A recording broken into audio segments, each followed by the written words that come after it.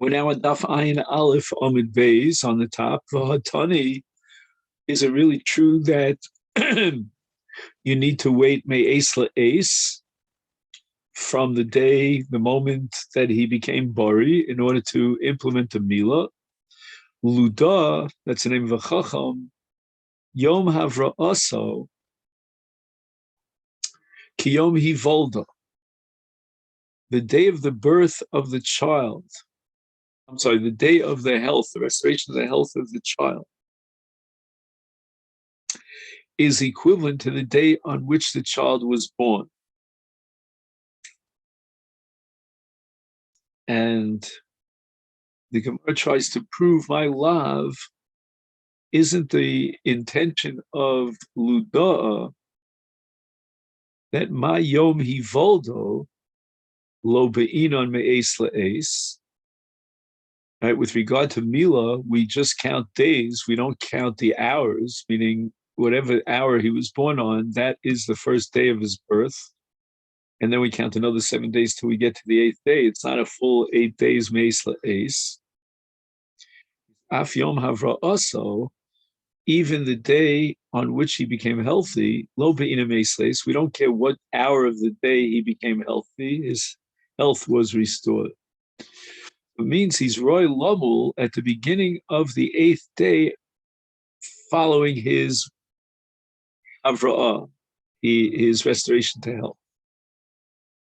And if that be the case, then again, we have the difficulty that again reappears that there's no Metzias that he would have a Ben who's Roy Lamul only at the time of the Achilas HaPesach, but not at the time of the Shchitas HaPesach. And Gemara answers lo. We don't make that equation. Adif Yom Havra'aso Yom Hivoldo. Ilu Yom Hivoldo lo be'ina meis meis, ve'ilu Yom Havra'aso be'ina meis leis. With regard to the day of his birth and calculating 8 days for Mila, we don't require it meis leis. At the beginning of the 8th day, with daybreak, he's Roy Lomo. But as far as Yom Havra'asa is concerned, we need to wait a full 7 days me'es le'es before we circumcise. And what Ludah said, that Yom Havra'aso ki Yom Hivoldo, he didn't mean to say that the Yom Havra'aso, we just require the Yom itself, Yom Hashmini, right? But that we don't need, he wasn't addressing the question of whether you need to wait me'es la'es. And as far as Yom Havra'aso, we need me'es la'es. So the Gemara now comes up with, in the name of Papa, a different scenario in which the Av could have circumcised himself, his Ben, not b'shas Itas HaPesach, but b'shas Achilas HaPesach. Papa Omar, Kigon dekoiv le'enei li'anuke. So the child is suffering from an eye ache, and therefore in a roy lemila. And the Ritva adds the words koldu, ke'ev koldu. So at that point, at the point of Shchitas HaPesach, the child is not roy lemila because of his eye ache. V'itpach beini ubeini, and he was nisrape on Erev Pesach between the time of the Shchita and the time of the Achila. And in this case, we don't wait 7 days because he didn't have fever. And the Pasuk's coming to teach me that since at the time of the Achila, he has a Ben that's Roy Lamu, that's going to be ma'akiv him from Achilas HaPesach, despite that at the time of the Achilas HaPesach, the Ben was not Roy Lamu. Another possibility, Rav Omar Kigon, Shahayu Oviv Imo Chavushim Beis Asur. At the time of the Shchitas HaPesach, which is done by the Chabura, the parents were locked up in jail. Now, the reason why he adds emo, even though l'chora, a mother is not obligated in the meal of her son, so that's a subject here that's taken up in the Yalkut Biurim. In any event, they were not roy lomeles benov shas shchita, but by the time they got to the time of Achila, they got freed from the jail. And now they were able to circumcise. One of the apostles teaching me that since they were roy lomel bisman Achilas HaPesach, therefore the mila of the son is ma'akva sam milechos HaPesach, even though at the time of the Asiyas HaPesach, they were, the ben was not roy lomel. I mean, there's a big chiddush in Rava because this has nothing to do with the tinok itself. It has to do with the av. So even if the av was not roy to implement his chiyuv mila, that's already considered Eino roy. Another possibility: Rav Kahana braid Rav Nachem Omar Kigon Tumtum. The son, this zachar, or we don't know exactly what its status is, but it's a tumtum. In the area there, the general area is covered. We cannot determine whether it's a zachar or a nekeva. But Erev Pesach nikra with an ayin ha'or, they ripped open the membrane and nimtza, and they found zachar b'nei uveni. And this happened b'nei uveni, meaning between the asiyas ha'pesach and the achilas ha'pesach. It tells me that even though he was Eino Roy at the time of the Asiyas HaPesach, but he was Roy at the time of the Achilas HaPesach, and that's going to be Ma'akiv the father from eating from the Korban Pesach. Another possibility, Erev Omar Kigon Hotzi Roshel Chutz Leprozda, that the child, this Tinok, has not yet been fully born. It just popped its head out from its mother's womb, but the rest of the body is still inside the uterus. And that's the situation it was in for 7 days before Pesach. Now, on Erev Pesach, which is the 8th day since its birth, meaning since its head came out, after the Asiyas HaPesach, before nightfall, which is the Zman of Achila, the Tinok moved, the entire goof of the Tinok came out of its mother's womb. So therefore, on Erev Pesach, the child was Roy Lom. This is before Lila. So we're talking about an Erev Pesach, which is Yom HaShmini, from the time that the baby popped its head of Bet and Emo, and from that time it's considered nolad. And we begin to count the 8th day periods until the Chiyuv Bila. However, as long as the goof is still inside the body, even though the head is already out of the body, the father is considered anus. These are circumstances beyond his control. He could not have possibly circumcised his son.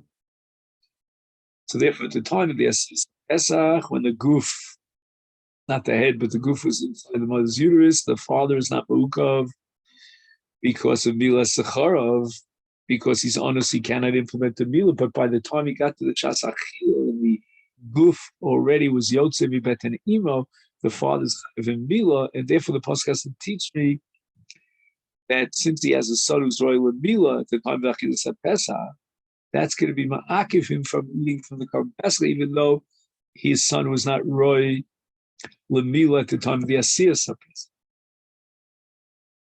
So the Gemara asks, is it really possible that a child, a baby, could survive for 7 days after its head pops out of its mother's womb? We have a verse that says, Kevin Shiyotza li aver olam. Once the baby is born, this is a brisa in Masechet Nida Daf Lamed Amud Beis, is niftach nistam hapasuach. The mouth that was closed now is open, and the tabur, which was open in order for the food to pass by from the mother into the baby is now closed.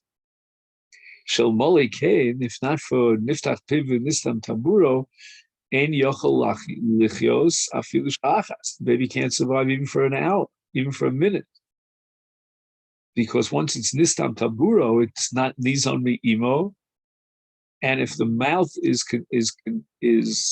continues to be closed, then the tino could not possibly eat. And if the tabur is left open, the air would come into the me'ayim through the tabur, and he couldn't survive. So we see from this brisa that once the tino out into this world, it's no longer nizon mi'imo. It's not supplied and sustained by its mother. So therefore, it's impossible to say that the tino could continue to live for days and days after the rush. The head is already outside of the mother's body, and the goof is still inside. And the Gemara answers, "Hachmanafini could go into zante ishasa," which literally translates into Hebrew as "zan oso choli hachom." So, what does this mean, choli hachom? Sort of a fever. The Gemara asks ishasa, the man who has got fever. Right? Are we talking about the tinok itself has fever? Or perhaps it's the mother who has the fever. So, if it's the choliach, the tinok himself, Yehoki called Shiva boy, meaning, how can this tinok be roy lomu at the time of Achilas HaPesach, immediately after the body comes out of the mother's womb? Well, wait a second. In order to be roy lomu, we have to wait another 7 days after its health is restored from this choli that the tinok is suffering from, this choli achom. Ella, says the Gemara, no. I'll answer you that the zante ichasa de ime, shezono so choli achom shel imo. When do we say that it can't survive in that situation? Let's say the lo ma'ave, the tinok is not crying. If the tinok is crying out, then michya chay, and the bechi, the crying of the tinok, is going to warm up its body such that it can be sustained. Now, by way of introduction, a Yisrael who became Tomei Mes and wants to be Matayr himself, purify himself, and come back and eat kosher, then he needs to azov mechatos from the Ephraim Paratuma on Yom Shlish Yom Shvi, on days 3 and 7 of his Tara process. Then he needs to be Tovel, and then he's Tomei, he becomes Tar, Mitumasu, he's allowed to eat kosher. Now, what happens in a case of a tummy that's an orel? Is he royally tar ba'azah? Rabbi Yochim Mishum Rabbi Banoah, orel, who became tummy mes, mikabel hazah. Right? He could be retire himself from his tumah, even though he's an orel, which would mean that now all he needs is milah to allow him to eat kodshim. He doesn't have to wait for a hazav shvi v'shvi after milah. He can do the hazah, undergo this process of hazas lishi v'shvi while he's an orel. And Rabbi Yochanan proves it. Shekei motzinu b'avoseinu at the time of Yoshua. This is called Pesach Galgel. When they passed over the Jordan River, Shekibu hazak shemarelin, and the hazah for the Tara of Tumas Mes, which has to do with the fact that when they say Midbar and they contract, those who survive contract Tumas Mes, is even though they're still Arelin, because Bnei Yisrael did not circumcise themselves in the Midbar, as the pasuk says in Yoshua Perkei V'chol ha'am hayilodim b'midbar b'derech b'tzeisim Mitzrayim lo malu, or rather Yoshua was mal after they passed the Yarden. And now the Gemara is going to prove that they received Hazah while they were Arelim. Shenemar, it says in Yoshua, Ha'am olu min ha'Yarden, be'asar lachodesh harishon, that's on the 10th of Nisan. We have to assume that Basara lo mehile mishum chulsha diurcha.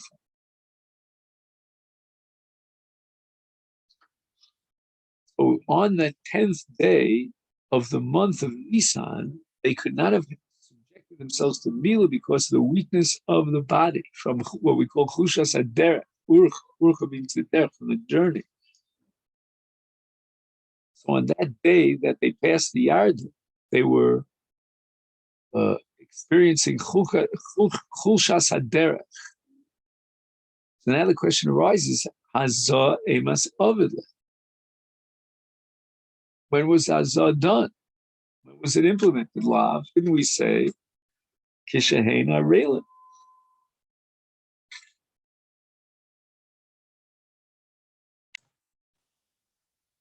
So let's go over this last point again. Bnei Yisrael did not undergo Mila in the Midbar, and that's a pasuk in Yoshua, as we mentioned earlier. And the one who implemented Mila was Yoshua after they crossed the Jordan and entered into the land. So the Gemara proves that they were Makabal Hazah while they were Arelim, because they were Arelim in the Midbar. Shenemar, it says in Yoshua, Ha'am olu min ha'Yarden be'asar lachodesh harishon. We're going over this again. And we're talking about the 10th of Nisan, and Basara lo mehili, on that day of the 10th of Nisan, when they came up from the Yarden, they crossed the Yarden, lo mehili, mishum chulsha diurcha, they were weak from the journey, as we discussed earlier. So Hazah emas avidle. When did they undergo Hazah? Lav, shouldn't it be kishahem arelim? Because the other option is to say that, they would have Hazah after the 10th of Nisan. Let's say, for example, on the 11th of Nisan, after they had Mila, and on the 10th of Nisan, they didn't have Mila, they were 2 weeks. So let's say they did Mila on the 11th of Nisan, then the second Hazah would have been on the 15th of Nisan. Because between Shlishi and Shvi, between the Hazah Rishon on Shlishi and the Hazah Shni on Shvi, we have a break of 4 days. So how did they do the Pesach on the 14th of Nisan? We have no choice but to assume that they received the Hazah, at least the first Hazah, when they were still Arelim. So you see that a Tommy Mes could receive Hazah even when he's in Arel, such that immediately after his Mila, he can eat Kudsh. He's already undergone Tara, and now he needs to become a Mohul, and he becomes a Mohul immediately after the Mila. Obviously, but I mean, say he can eat Kudshim immediately after the Mila because he's already been Mitar himself from Tumas Mes. So the Gemara asks, is that really a proof of Dilma, perhaps, on that year when they came up from the Yarden, Lo Avud, Pesach Klal? Maybe they were Tmeim, they didn't bring a Korban Pesach. And the reason for that is because they wouldn't be able to have Hazah Shnia until the 15th of Nisan. And in Orel is not Makabal. Gemara answers Lo Sal Kedaita. You can't even entertain that idea, that possibility that at that year they didn't do the Pesach, because the Siv, it says in the Pasuk, we'll read the whole Pasuk, Vayachnu b'nei Yisrael b'Gilgal, Vayasu es HaPesach, Yarba'asar Yom l'chodesh ba'erev b'arvos Yericho. The Gemara asks another kasha, the Gilgal, Maskef lo Mar Zutra, how do you know that the Ole HaYarden received their hazah while they were arelim, v'dilma perhaps they didn't have hazah, and they were tmeim, upesach haba b'tumahoya. And we know the tumah hutra b'tzibur. Amalei Rav Ashi, Tanya beheja mola v'tovu v'yasu b'schayim b'tara. So we see that they brought the Korban Pesach b'tara, not b'tumah. Now, Mila itself has two parts to it, the Ikar Mila, and then you have what's called Priya. At the beginning of the Mila, there's Chituch HaOrla, where you cut it with a knife. And then in Priya, they grab the Krum, Harach, with the nails, and that's underneath the Orla, and it's Dovaklat Torah. And then he brings it back in this direction, that direction, Porim, which means Megalames HaTorah Kula. So now the Gemara is going to deal with this concept of Priya. Omar Rabba Bar Yitzchak Omar Rabba Mitna Priyas Mila LeAvram Avinu. Avram Avinu did not have the mitzvah Priya. In Namar it says Vaisahi Omar Hashem El Yoshua Asei Lecha Charvos Tzurim Chadudim V'shuv Moles Bnei Yisrael Shenis. So it was only at that time that HaKadosh Baruch Hu commanded Klal Yisrael on the mitzvah of Priya. And until that time, they didn't have Priya, they only had the Ikar Mila, the Chituch. So the Gemara asks for Dilma, perhaps, the Tzivui of HaKadosh Baruch Hu to Yoshua was not about Priya, but Dilma, Hanach Delo Mol, those who did not undergo Mila during the Midbar period, they didn't have any Mila at all. And that's when Yoshua got the Tzivui regarding these Arelim, that they should undergo Mila, the Ksiv, Kimulim Hayu Kol Ha'ama Yotzim B'Chol Ha'ama Yilodim B'Midbar B'Derech B'Tzeisim Yisrael Lo Mol. So HaKadosh Baruch Hu commands Yoshua to mal them. So Gemara answers, no, it's impossible to say that the tzivui to Yoshua was on the Ikra Mila, for those who didn't have any Mila at all. In Cain, because if that be true, what does it mean? Shuv Mol Es B'nei Yisrael. The mashmos is Sheyoshu v'yomolot some pam no sefet shuv, the second time around. They were already nimola. Elalav lilmod ala priya, that Hashem commanded Yoshua that even after Mila they needed priya, which is the second part of Mila, and that's the shuv, meaning after the Mila, the Ikra Mila, now shuv, they are obligated in priya after the chit. So the Gemara asks, how are you able to darshan the word shuv? My shenis. What does it mean? Shuv molas b'nei Yisrael shenis. Why is it shenis? I mean, it should be completing the mila. You're not doing a new mila. And the Gemara answers like kushe sof mila with ilas mila. That we have something called tzitzin hama'akvenes hamila. These are chatichos. There's certain pieces of membrane that have to be removed that are left after the removal of the orla. And that process of removing the tzitzin, which are ma'akvenes hamila, is equated to tchilas hamila. It's like, just taking off the orla. Matchilas hamila, taking off the orla ma'keves, afsof mila, if there are these chatichos me'or ha-orla that are left over, and he didn't cut them together with the orla, is ma'akvimbo. They are critical.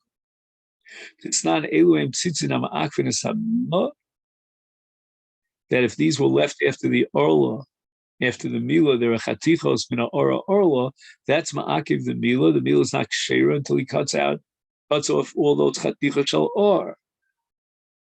And in an ofen that the tzitzin are ma'akvenes hamila, when there's left from the ola basar chofes rov hatara, or that covers most of the crown of the sofa gvoa makefes sagid misaviv, shemimenu shofer v'yorev l'rosho, is a kevan shetzitzin el ma'akvenes hamila imu kohen eno ochel b'truma. He can't eat truma because if these tzitzin are left over, considered an orel, and an orel is enjoyed from eating truma. So this is the Mishnah that the Gemara is quoting, and the Mishnah is in Shabbos Lamed Zayin. Amar Ravina explains this Mishnah. He says, "V'itein Rav Yirmiyah bar Abba Rav." That which it says here, "Basar Chofes Rov HaTorah." It doesn't mean only that there's leftover R, which is covering most of the heck of the Torah, and that's the Tzitzimak. But rather, even Basar Chofes Rov Gova Shal Torah. In one place, it's Rov Gova Shal Torah. That's considered Tzitzin HaMa'akvin Es HaMilah. Gemara asks, "Bamidbar my time a little mole. Why didn't they undergo Milah during the period of Midbar?" And the Gemara offers a number of answers. First answer is by saying Mishum Chulsha di Archa, the weakness of the journal that's traveling through the Midbar, and that created a sakana to do Milah on the journey. The by saying on the top of Hayin Beis, Mishum Delo Noshiv Lahu Ruach Tzfonis. They desisted from doing Milah during the Midbar period because there was no Ruach Tzfonis. And as a result, the sun was not intense, and the Milah would not heal properly, because the Ruach Tzfonis is very helpful for refuah, right? It's not hot, it's not cold, and therefore when the sun rises, it's merape. So that's why it was also Lamu. And the Gemara quotes a Brisa to that effect, that Tanya called Otzen Abraham Shonit Shayu Yisrael B'Midbar Lo Noshvu Lahem Ruach Tzfonis. And in Mitzvah tomorrow, we're going to see how the Gemara understands why there was no Ruach Tzfonis during the 40 years of the Jews in the Midbar. Okay then? Have a great day.